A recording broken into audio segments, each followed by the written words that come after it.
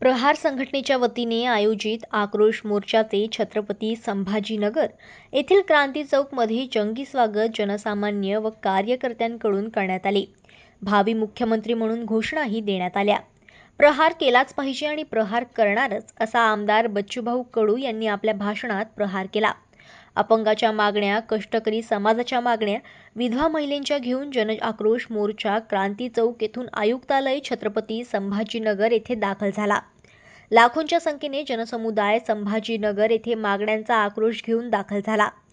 आमदार बच्चूभाऊ कडू यांच्या नेतृत्वाखाली सामान्य जनतेला, अपंग बांधव, कष्टकरी, कामगार यांना आपला सच्चा नेता पाहायला मिळाला। ही अमाप गर्दींचा प्रहार बघून प्रशासनाला आणि राजकीय वर्तुळ आता खळबळून जागाच झाला आहे। आक्रोश मोर्चामध्ये विविध संघटनांनी बच्चू यांना पाठिंबा दिला। त्यामध्ये प्रामुख्याने कल्याण येथील अपंग संघटना, नांदेडमधून विधवा महिलांनी तर शेतकरी संघटना देखील मोर्चामध्ये सामील झाली। बच्चू कडू साहेब आता जनसामान्यांसाठी नवीन आशेची किरण घेऊन येतील अशी आशा लोकांना वाटत आहे।